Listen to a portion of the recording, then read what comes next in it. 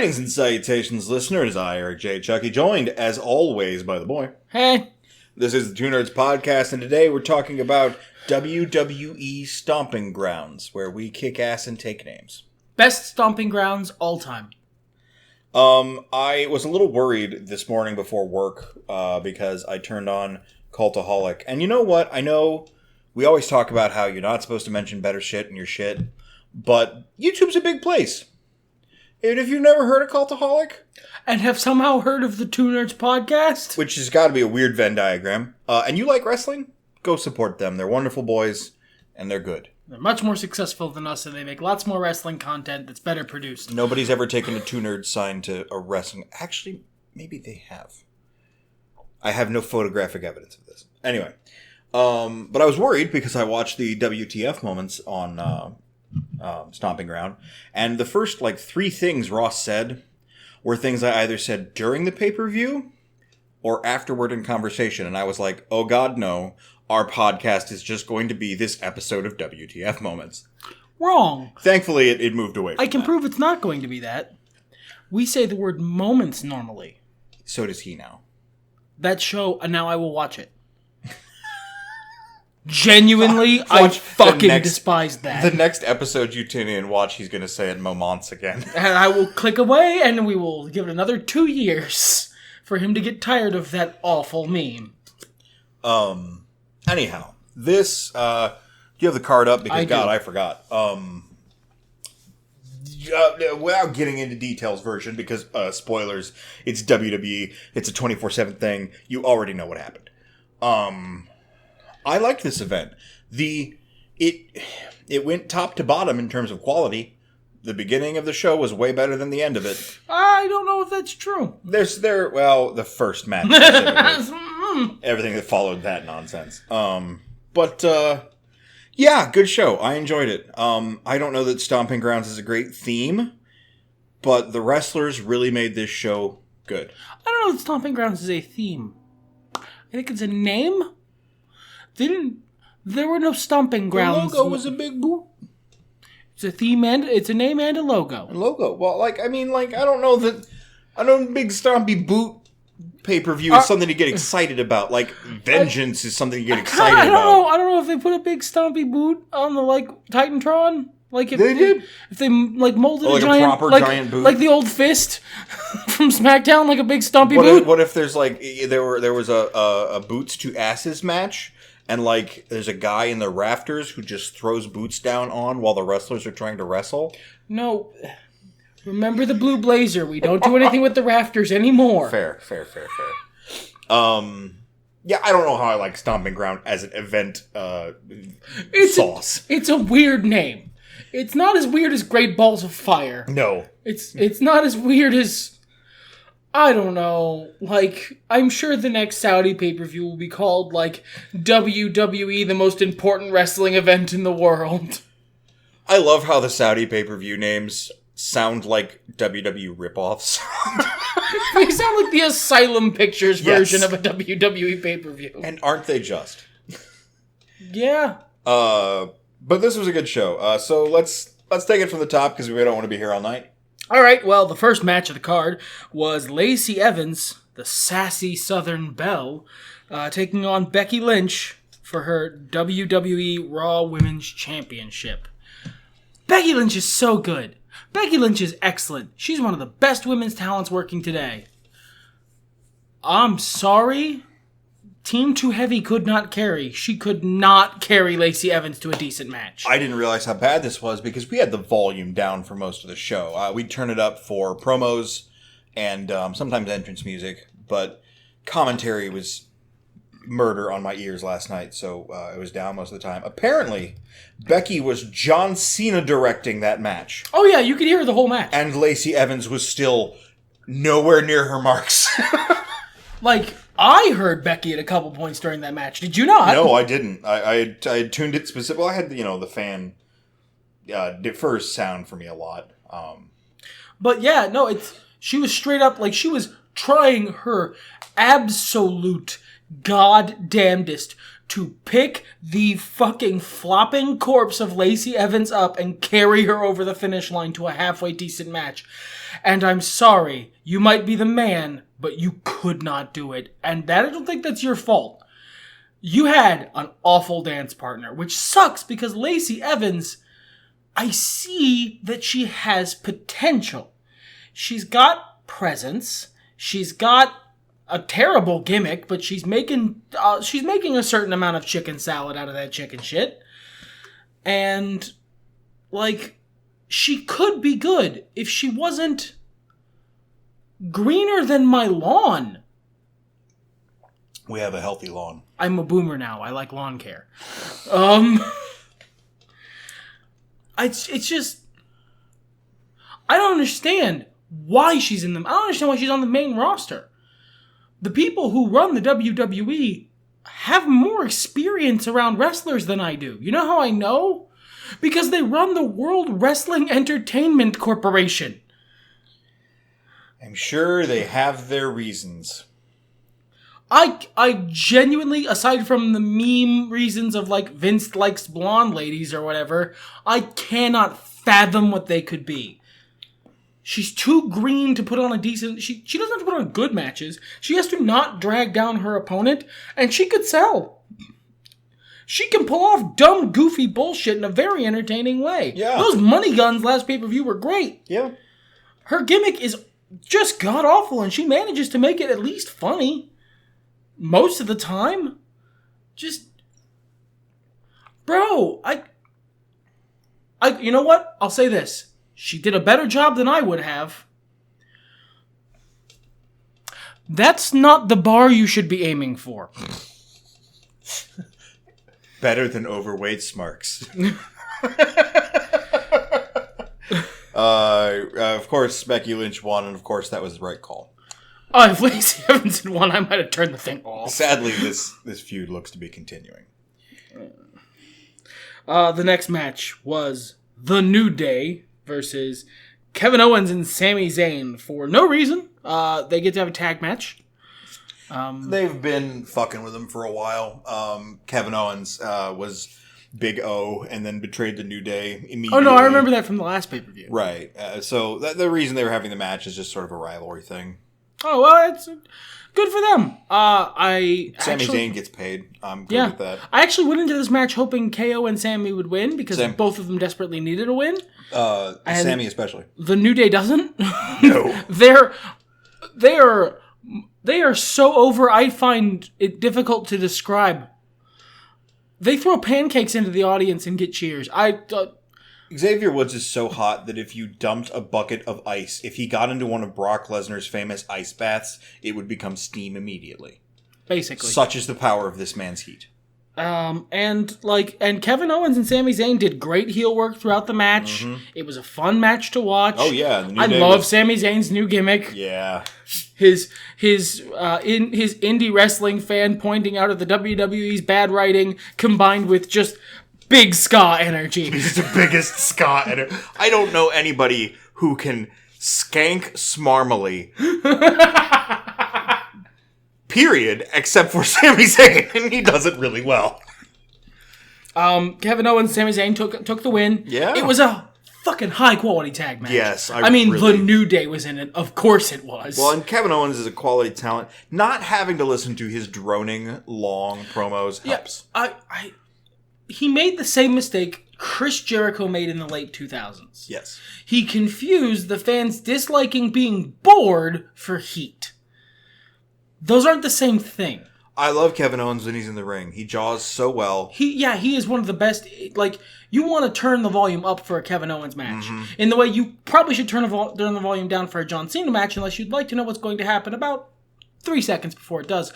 You want to turn the volume up for a Kevin Owens match because that dude is a fucking freestyle rapper with the amount of burns he throws mid-match. It's a joy to witness. He did a lot of good physical stuff in this one too. And yeah, where he was like aping Big E's weird sexual thrusting. Yeah, how Big E is ecstasy, the drug. That's what the E stands for. Big ecstasy. Quality fucking contest. It's between this and the next one for match of the night for me. They were both phenomenal. Nah, for me, this was a good match. For me, it's between this one, the next one, and the one after. And then, see, I feel like it didn't go from like bad to good. This show went like it ramped up, and then it fell off. It fell. I don't know that off is where it fell. That's fair. That's absolutely. I think it might have floated gently to the left for a while, made a buzzing noise, and then appeared 7 miles, north. That's not to say better, just away. The next match, however, was for all that I am not even tired of. I mean, I am tired of like very spot heavy, not a lot of internal consistency indie wrestling. But I'm not nearly as tired of it as I am of its fans. Oh, I completely forgot this match was on the card. Yeah. No, I would say the match after this is contended for best, but this one was a good one too. But I wanted to point it out specifically because Ricochet was in this match, and if you've listened to the podcast, you've heard me bitch about Ricochet.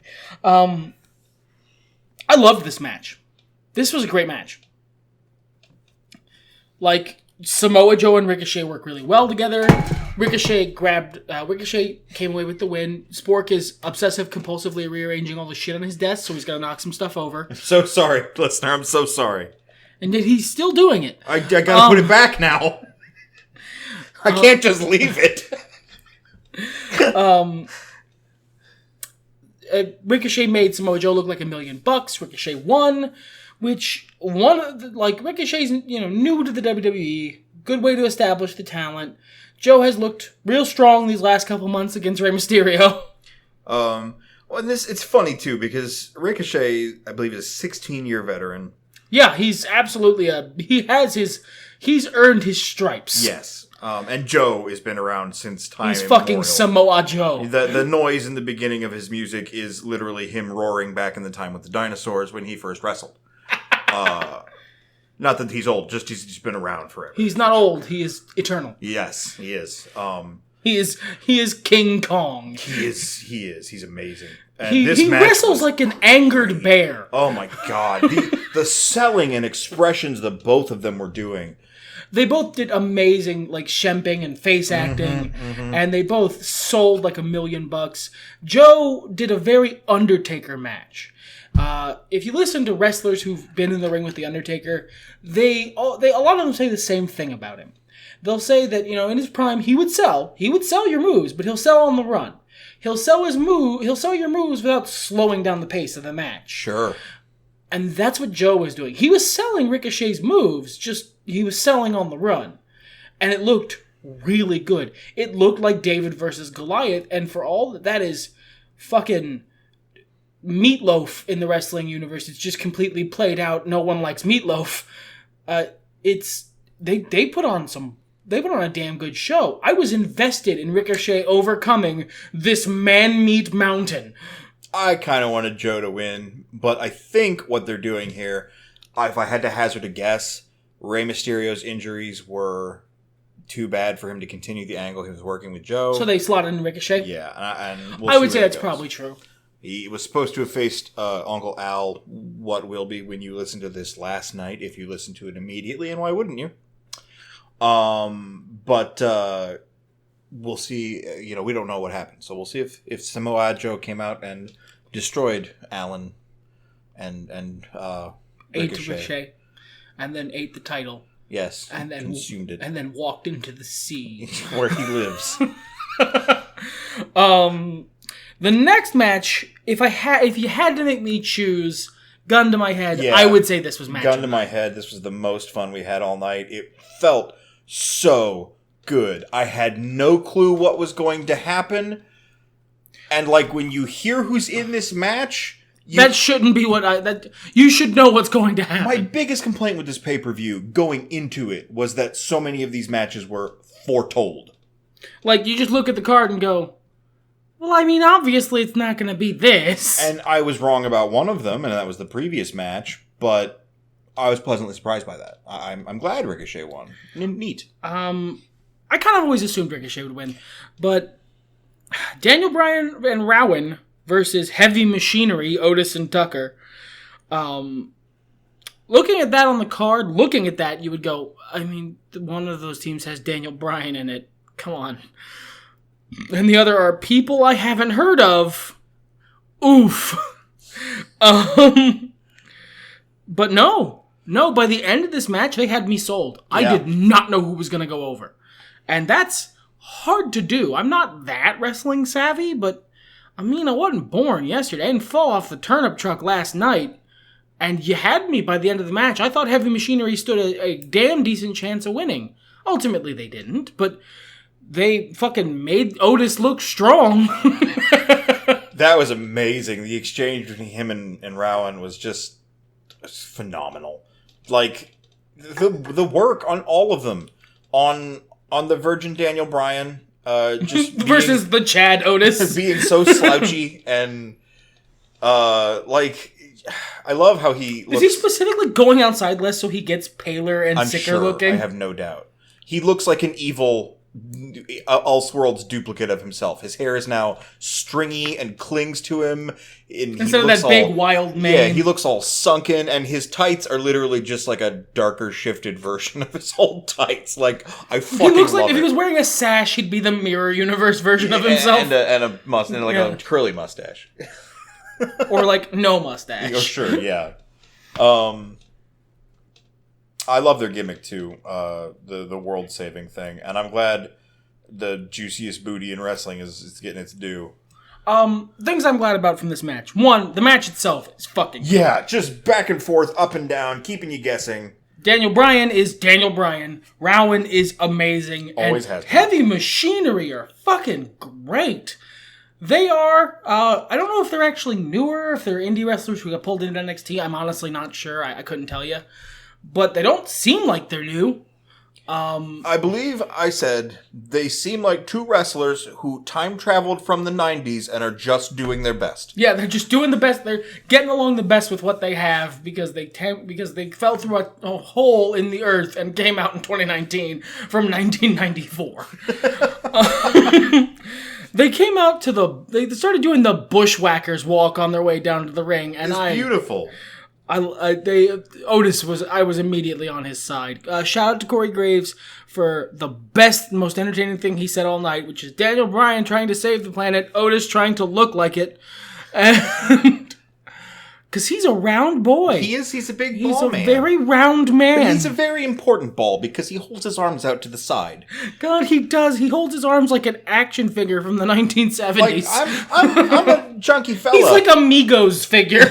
I went to the bathroom later and was looking at myself in the mirror and was like, I can put my arms down, right? That's not an illusion. I'm sure he can. Sure. But he's just very important. That's acting right there. Big business Otis. That's playing a character. Yeah, man. I love it. He's great. His expressions are fantastic. He legitimately, in the year of our Lord Cthulhu, 2019, hulked up, and the audience bought it. He hulked up from one of Daniel Bryan's moves. Speaking of the audience. In the audience where they were worshipping Daniel Bryan's feet. Because it's a great gimmick. It is a great gimmick, and they're in Washington. Sure. And, I mean, it's Daniel Bryan, but, like, buy a Prius chance, we recycle. It was so good. And bless you, Washington, for marking for one fall. You know how to get a crowd on my side, you mark for one fall. Honestly, the crowd was hype all night. Except for one match, and I think it killed that match. That's, I believe, the next one. Yeah. I think that might be why I didn't get into that match. I believe, because it was a quality match. I watched it. It was good. And you're right, the crowd was weirdly dead for it. Yeah. For, like, of all the matches all night. Highest praise goes to the Heavy Machinery. I wouldn't mind seeing them as tag champs, but I'm also comfortable with Bryan and... Rowan keeping it around. Because Bryan has been doing the best heel work I've seen in decades.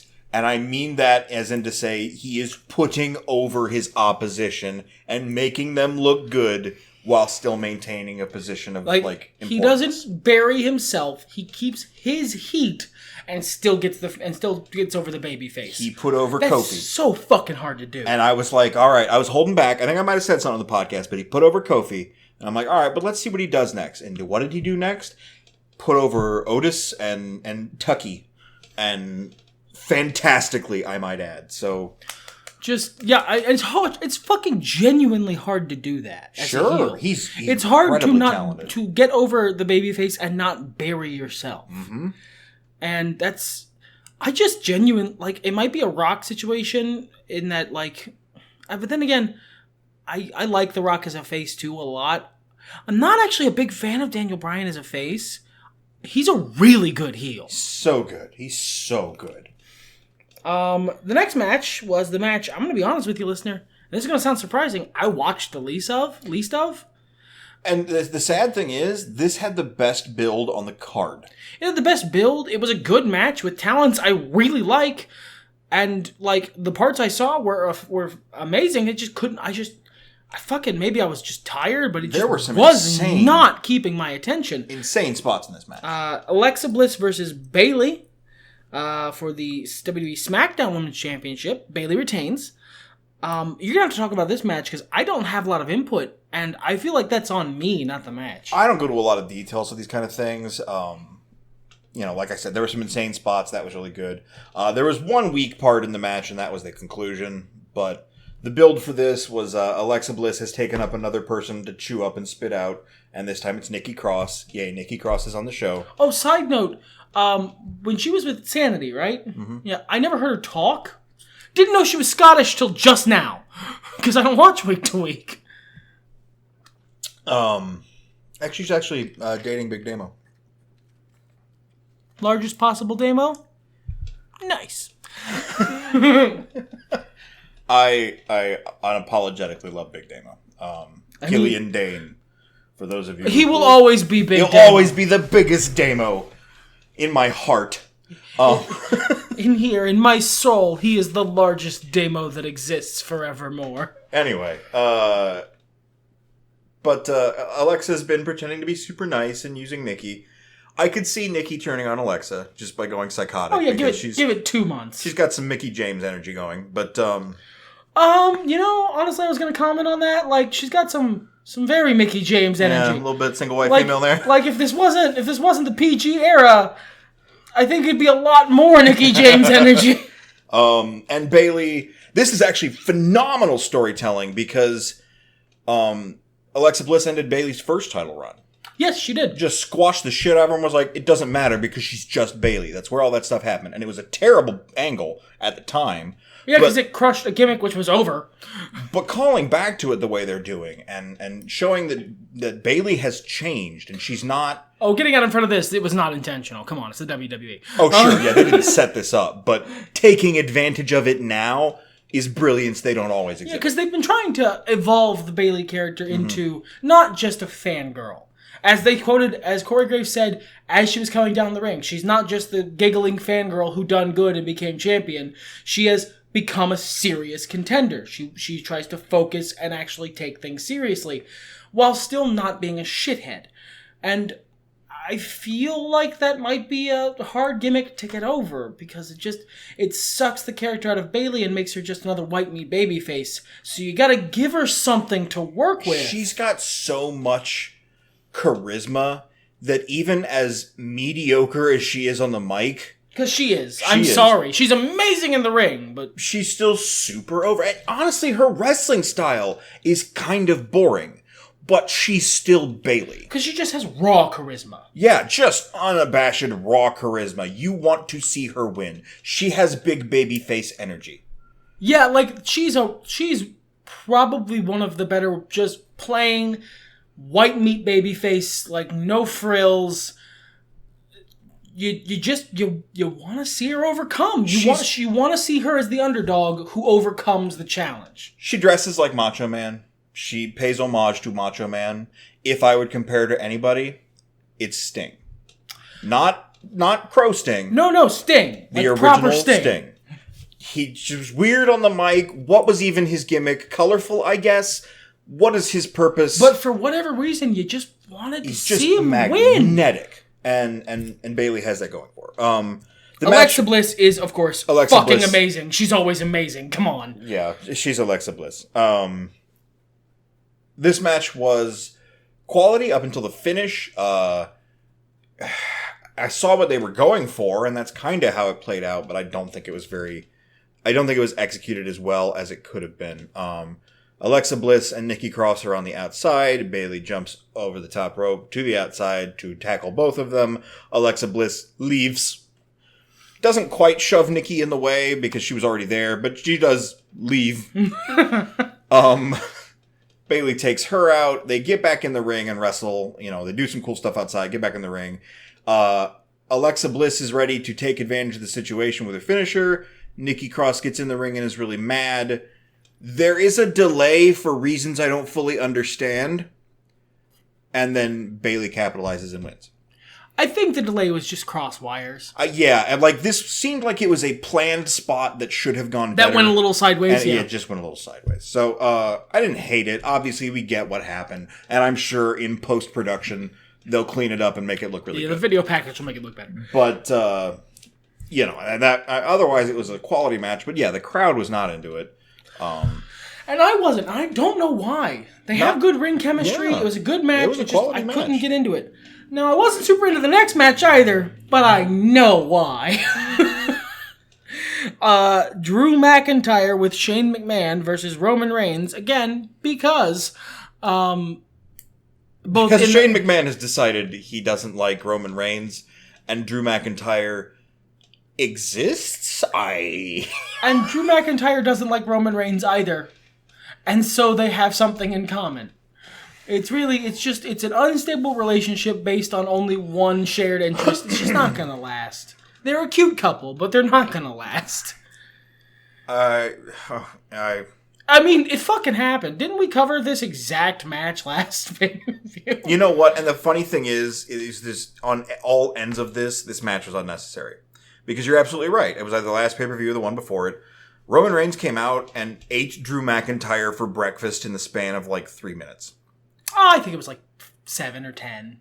It was a match. It seemed like he just came out and squashed him. Oh, that's because he beat him on one finisher and Drew McIntyre didn't get one. It was a Raw match, but it was a match. And then Shane McMahon defeated Roman Reigns, if I recall correctly. I didn't watch it. This is reports because clean at the greatest Saudi show on earth. So, Roman Reigns has proven alligator Drew McIntyre. Shane McMahon has proven alligator Roman Reigns. Really? What more is there to prove? The logical next step is Drew McIntyre versus Shane McMahon, and then you have Drew beat Shane, and then we have a rock, paper, scissors thing going on. It would be more entertaining if Shane McMahon and Drew McIntyre were fighting over who hates Roman Reigns more, instead of them being friends. They weren't even wrestling Roman. They were wrestling each other for the right to beat up Roman Reigns, and occasionally people would ask Roman about it, and he would go, I don't know, and they just leave. Wrestling's weird.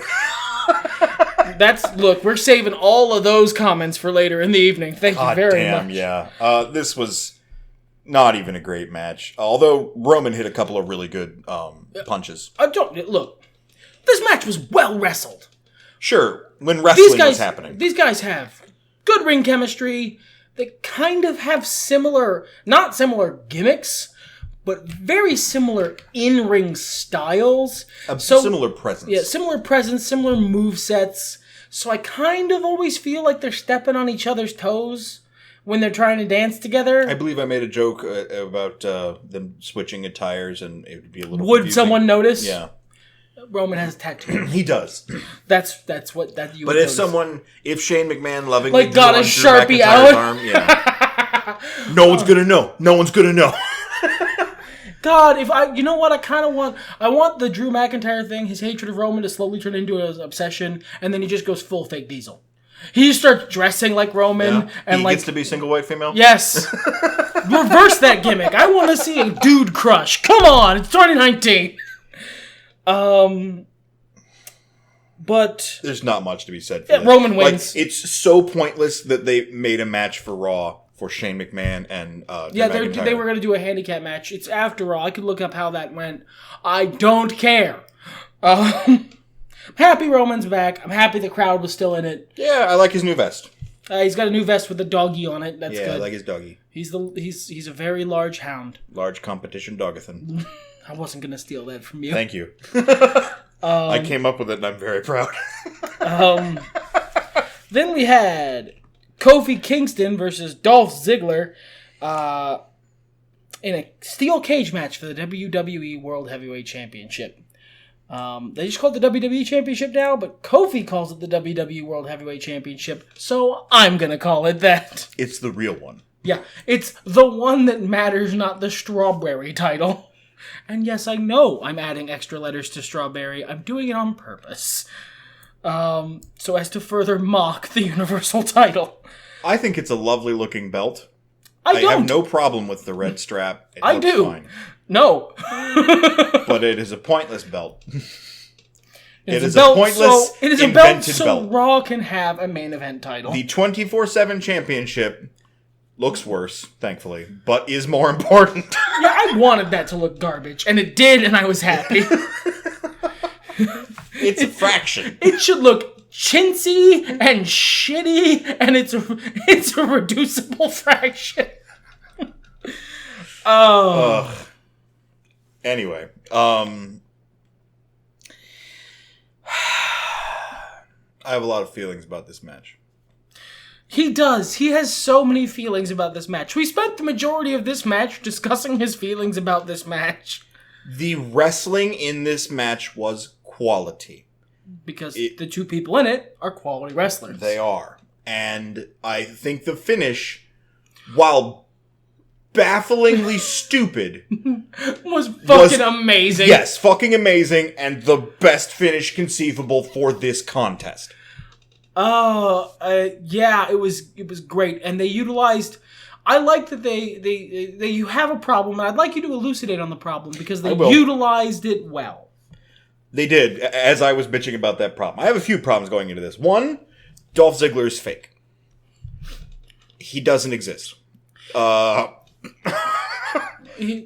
a combination of bad booking, Nick Nemeth taking time off from that bad booking when he gets frustrated with it to go do stand-up comedy, and their insistence on keeping him in the main event despite those hiatuses, White can no longer believe Dolph Ziggler is a main event contender.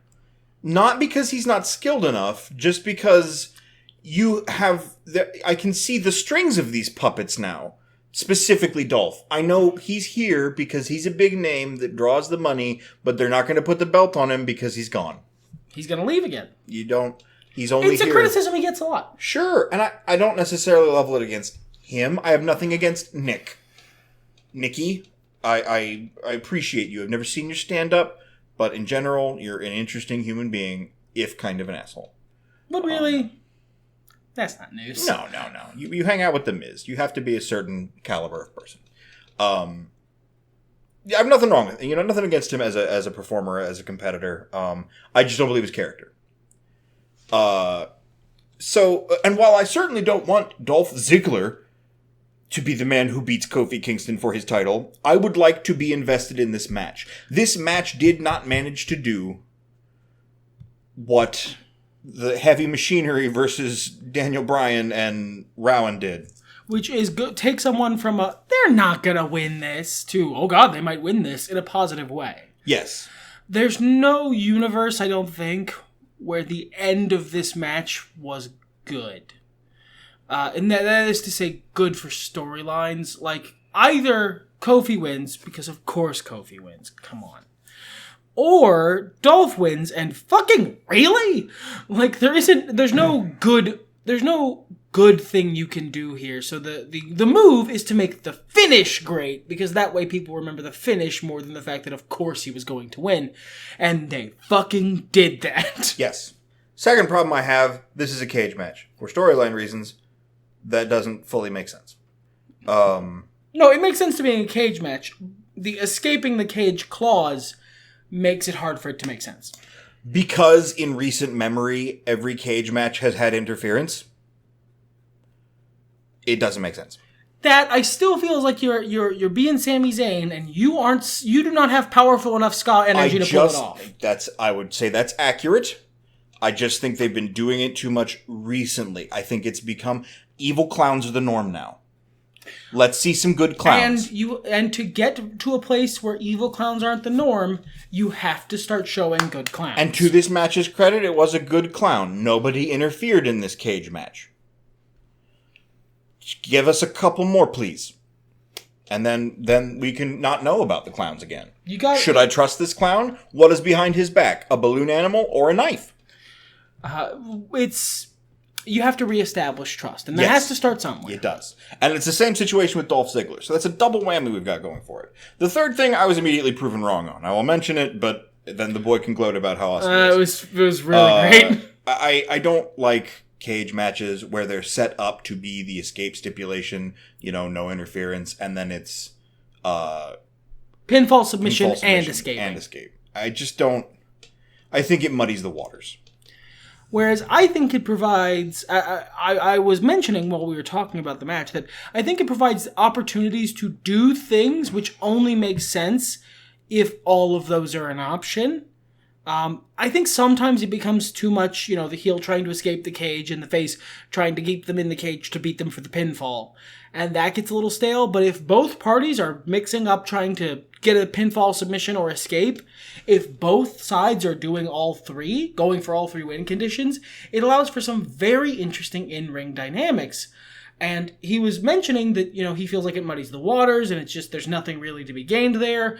And as he was literally saying those words, Kofi and Dolph went into a sequence that only makes sense if submissions and escaping the cage are valid strategies. Yeah, and it was a really cool sequence, and I just felt stupid, so... Like, earlier today at work, I mathed poorly. I felt less stupid then. Because the sequence was, Dolph had Kofi in an ankle lock, Kofi got to the ropes, but this referee knows what the rules of a wrestling match are, and knows there's no rope breaks in a cage match, because of course there's not. Still salty about that a couple pay-per-views ago. Sure. So Kofi can't get the rope break, so he begins climbing the cage and roaring in pain because, in the world of wrestling, that would be putting more weight on the, more torque on the ankle lock and thus causing him even more pain to be lifting himself up like that. And he just starts escaping the cage by climbing it, forcing Dolph to let him go to pull him off of the cage. And that's just really cool. That was a really cool sequence, and it only makes sense because submissions and escaping the cage are a thing. And I forget who it was, I think it was Graves, pointed it out specifically. I felt... he might as well have said, "You see, White?" right before he started talking, and it was great. The finish was fucking phenomenal. Dolph was doing the thing where he almost escapes and kicks Kofi away, and then Kofi comes back and stops him again, and he kicks him away, and he almost escapes, and he did 3 times. And then he kicks him away again, and Kofi's, he's stumbled around so long that Dolph is pretty much going to escape. He's past the point where it's almost a guarantee. And so instead of trying to stop him, Kofi goes into a dead sprint and jumps through the ropes over Dolph and lands on the floor first. My favorite part of that spot was Dolph vainly reaching, towards the falling Kofi. Like you do when a glass is dropping, but you're 5 feet away, I'll get it. Your hand just does that on reflex. You just sort of go oh, damn it. Yeah, there it goes. It was stupid. It was fucking stupid. It was amazing, and I'll not hear another word against it. But it was also amazing. It was both things. It can be both things. Let's move on to the next match for no reason.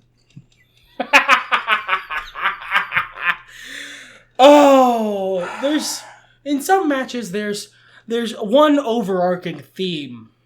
In a last man standing match, the overarching theme is determination. Who has the will to win?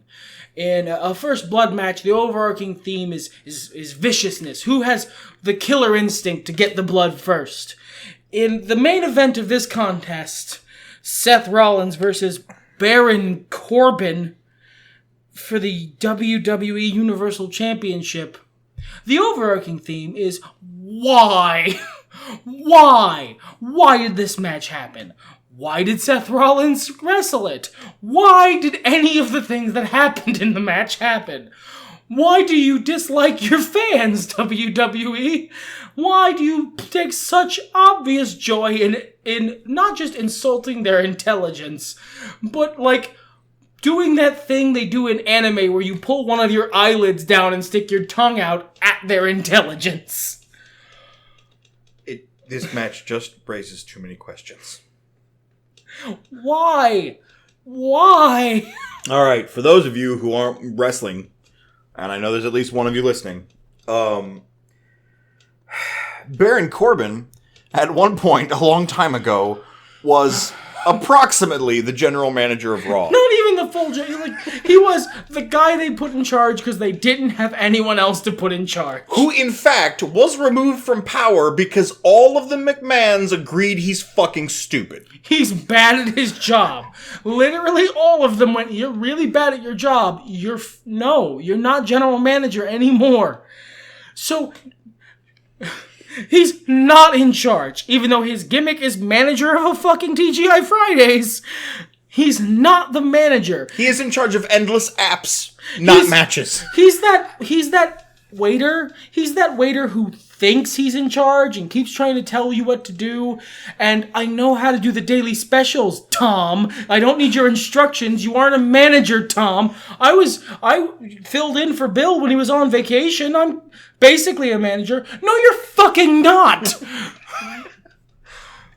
Which I get is like part of his gimmick. He's a heel. He has the yeah, you're guy. Right. That's absolutely part of his gimmick. He's acting as if he's in charge. He's doing that thing where you go into a place you're not supposed to be with a clipboard and act like you belong there and just everyone believes you. Here's the problem is that it worked. Yeah, it worked flawlessly. Over your champion, Seth Rollins looks like a moron because he's going along with this shit. Like, he absolutely spent this entire match looking like a complete mental deficient. I expected Brock Lesnar to cash in on this match because Seth Rollins looked so stupid that it sounded like something Brock Lesnar wrote and Vince McMahon went yes to.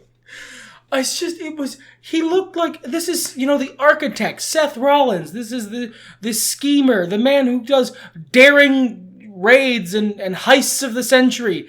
And you were booking him like he's fucking Hacksaw Jim Duggan. What is wrong with you? So, we need to explain the nitty-gritty. Yes, we need to keep getting into this. This is going to be a long podcast, kids. I'm sorry, but I'm also not sorry. Like, comment, subscribe. If you're upset with the length of this podcast, please put it in the comments. So, Baron Corbin says, I get a championship match. Seth Rollins doesn't disagree. Baron Corbin says, because you beat me at Super Saudi Showdown, I get to determine the stipulation of this match, and because the referee did his job, I can't have that. I get to name my own special referee. Again, Baron Corbin is not in charge. Baron Corbin is in charge of nothing. He wasn't even recently general manager. This was last year. Seth Rollins still agrees. He doesn't even say, I'll beat you anyway, I agree. It is treated like him saying it is just a fait accompli. It's just, he said it's, therefore it's true. Seth Rollins doesn't even get a choice. Why? And there's a certain amount of that that's wrestling logic. If there's not going to be a bad guy GM, at a certain point, wrestlers need to be able to basically just announce the stipulation for their match. And even though there's no real reason why we should believe that this wrestler's allowed to make that decision, you just kind of have to go with it. Except, Seth Rollins is the champion. Baron Corbin has no authority. If this is how wrestling worked, freaking... I declare Kofi Kingston has named me the WWE champion. Exactly. And now I am because I've said so. That's not how any of this works. That's not... Now, to their credit, Seth Rollins clearly doesn't respect Baron Corbin's non-existent authority, even though he doesn't seem willing to directly call it out. Every time Baron Corbin named a special, obviously a heel who's going to cheat for me referee, Seth Rollins murdered them. Just beat the shit out of him with a steel chair. Instead of Seth Rollins going, no, that's not going to be this match. You can't have a referee. I am the champion. I have more power than you, period.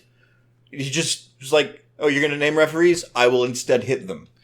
You can't have a heel referee if I kill all the heels.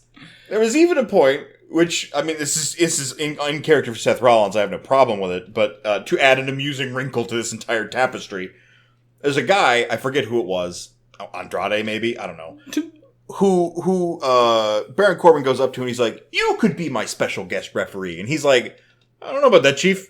And he's like, okay, I'll see you later. And the guy goes to Seth Rollins and says, hey, Baron Corbin talked to me about how maybe I should be the special referee. Don't worry, I told him no. And Seth Rollins nods, and the other guy turns his back, and Seth Rollins beats him to death with a chair. Because you can't trust him. You can't trust him. This might be a scheme from Baron Corbin. Okay. So, like, that's fine. And then they do an actual clever thing. Yes. On the match is about to start, and Baron Corbin, Tom, is about to announce. Tom, the manager, the waiter with big ideas, is about to announce who he has declared the referee to be. And Seth Rollins grabs the mic, like chases him away from the mic, and says, "You know what? No.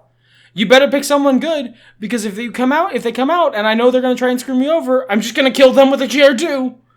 So, pick your battles here." So he calls out his pick of the special guest referee, Lacey Evans. That's actually clever. On several levels. Yeah. On several levels, it's clever. Lacey Evans, there is a, now fully in storyline reason for Lacey Evans to want to get one over on Seth Rollins, because it gives her vengeance by proxy. And she's a bad guy. And by WWE logic, no matter what a woman does to you, even if she stabs you in the face, you can't ever hit her.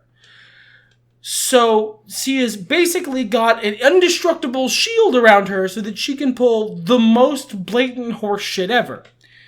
Now, at this point, Seth Rollins has made it clear he doesn't respect Baron Corbin's non-existent authority. Good for him.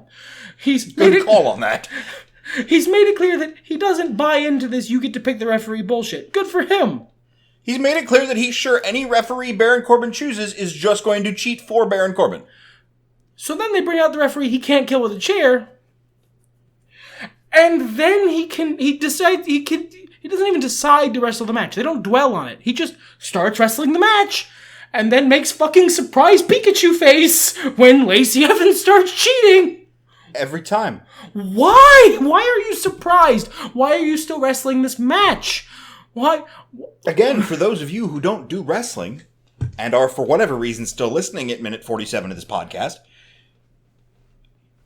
if you get disqualified in a championship match, that's called the champion's advantage. You retain your belt. Yeah, the champion's advantage is a concept in WWE and most wrestling federations where the champion can only lose their belt unless otherwise stated by pinfall or submission. Decisively. So if this referee is clearly cheating, just completely cheating, and the only one who's allowed to disqualify someone for cheating is the referee, just leave. You get to retain your belt. Or just begin cheating. Just take out a chair and kill Baron Corbin with it. What's she gonna do? Disqualify you? She doesn't have the authority to do anything. There's not like a stipulation been named, as they often do, that says if Seth Rollins is disqualified, he loses his belt. Yeah, they haven't named that. And it's important to note that the referee in wrestling matches doesn't have the authority to change the stipulations of the match. Except WWE has outthought us on this one. Of course, it doesn't make sense. Seth would just leave. It's not like the referee can just randomly change the rules to add that stipulation White mentioned. Except WWE has outthought us on this one. Turns out Lacey Evans is a turbo referee. She has double referee powers. She can change the rules to whatever she wants. Baron Corbin's about to lose by countout, so she just declares that the match has no countout. Now, she's obviously cheating. She doesn't just stop counting. She declares the match to have no countout. Except here's the thing, okay? The timekeeper goes along with this. The ring announcer goes along with this. Later on, when shit goes down and a bunch of referees come out, they protect Lacey Evans. Because the Sacred Referees Guild says so. She's in the striped shirt. She has the referee protections. Why is everyone going along with this? It's like if you went to a dinner party and one of the guests you invited said, all right, we all have to get naked and hit each other with baseball bats now, and everyone else shrugged and just started doing it. The door's not locked. You have your keys. The car's right there. It's even running. It's not even their house. This is not the host. The host is even shrugging like, I guess. This person is not threatening you. They have no gun. It's just they came in, a wanderer off the street, and said, we're doing this. And then they all did it. It's like Lacey Evans was suddenly Kilgrave from Jessica Jones.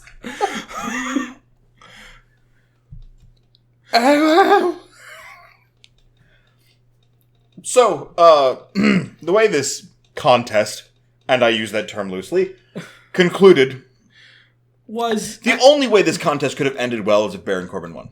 If Baron Corbin had won off this, it was stupid, but worked, whatever. Yeah, fuck it, yeah. I'm not invested in Seth Rollins' title run. And it's a Strawberry Championship. Who cares? I was rooting for him by the end. Because you know what? At a certain point, Seth, you deserve to lose your title. Yeah, he was so fucking stupid. At a certain point, you have gone so completely smooth-brained that you deserve to lose. It was like... You caveman. It was like watching an entire Peanuts longevity of Lucy pulling the ball away happen in roughly 20 minutes. And you just have to assume Charlie Brown is not smart enough to deserve football. At a certain point, you got to assume Charlie Brown likes it. Sure.